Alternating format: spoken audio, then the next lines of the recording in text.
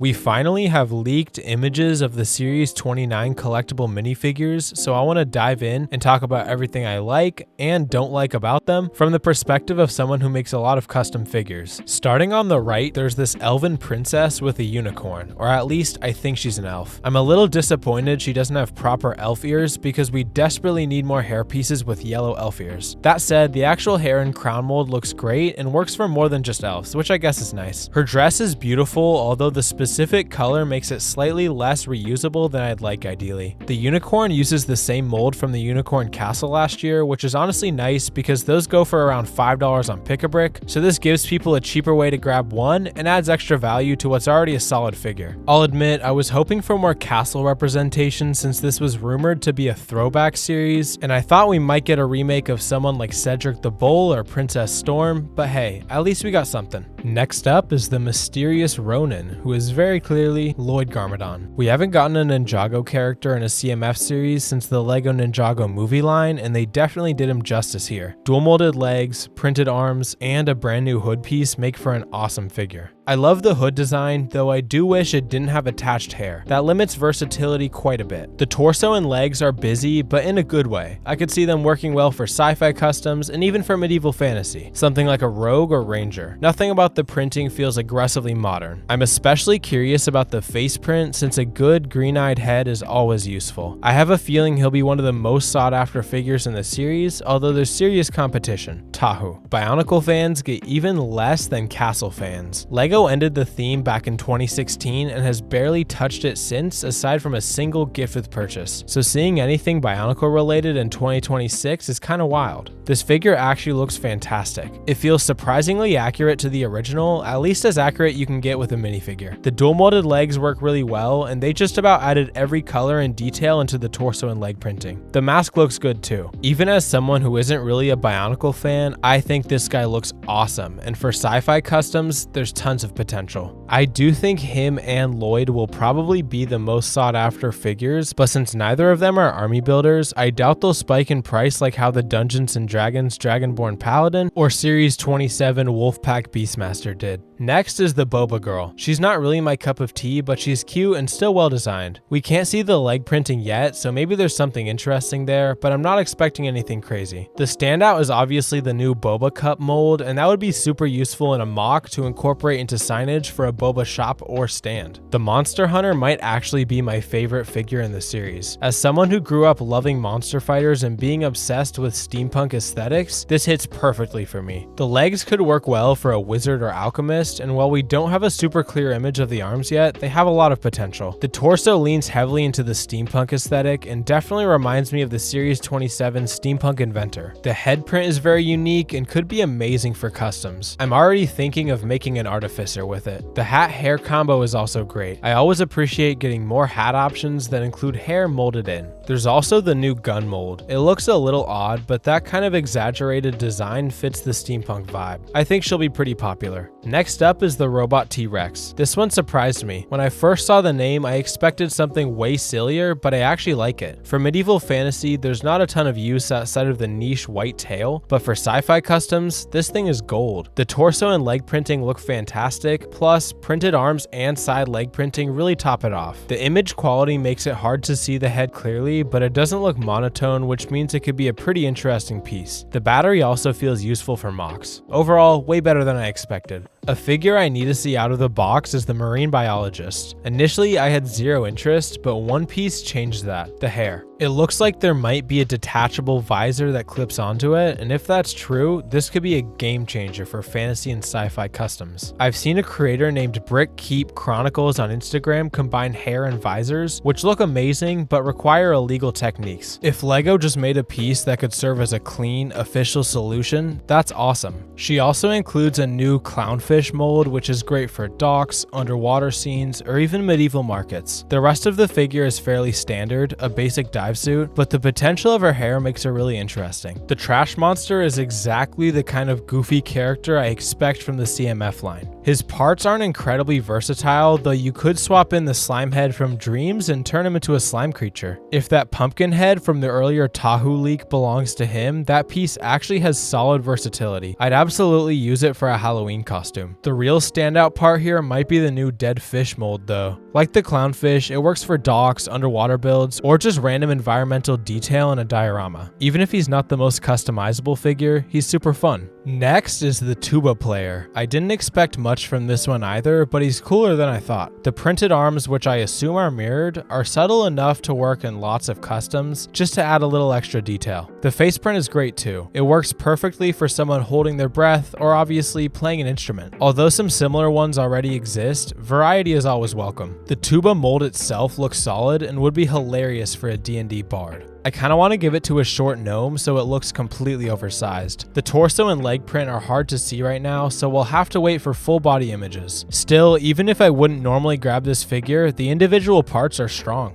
The Chocolatier was one I was excited about purely because of the recolored D&D baby dragon. Ideally, I would have liked the eyes to match the original version, but I'm just glad it has printed eyes at all, since I want to try and use it as a real dragon. Realistically though, it'll be best as a wooden dragon statue. The Chocolatier herself has some nice elements. The chef hat with hair is one of the highlights, although even better, it looks like she might have a waist cape to continue her apron, which would be amazing. Also, the dual molded white and yellow short sleeves are always useful. Overall, she's fun, and I'm very curious whether she has a cloth waist apron piece or not. The Cute Witch is another solid one for fantasy fans. She leans more whimsical fairy tale than Dungeons and Dragons fantasy, but there are still good parts here. The hat is fun, though the colored hair limits flexibility, and the torso isn't extremely medieval but could be useful. But once again, it looks like she might have a cloth waist cape. Those are getting rarer, especially since LEGO stopped making cloth Star Wars commas, so it's always cool when we get them. And of course, the cat is a big plus. We never get enough LEGO cats. Finally, the soccer player. Not really my thing since I'm not a big sports fan, but he looks clean and it's nice to get another soccer player after such a long time. The hairpiece appears to be a new mold, which is always a win, and the yelling face print is solid. I'll probably grab one just for those parts. A figure that also leaked, although it's not part of the CMF series, is this Dr. Doom from an upcoming Marvel Advent calendar. I actually see a lot of medieval fantasy potential in all these parts, although the highlights are definitely the hood and the torso. The oversized hood looks fantastic, and we've never gotten the standard hood mold in green before, so that alone makes this exciting. I really hope we see this recolored in the future. The torso is also incredibly clean. It could work perfectly for a forestman leader, a wealthy merchant, or even some kind of noble. The legs and head have potential, although they're definitely a bit harder to use. Overall, Series 29 is stronger than I expected. My personal favorites are probably the Monster Hunter, Lloyd, and the Unicorn Princess, but I want to know which ones you're most excited for. This isn't a buy an entire box wave for me, but it's definitely a track down multiples of my favorites wave. I'll be making a full customization video once these release, so if you don't want to miss that, make sure you're subscribed. And as always, thank you for watching.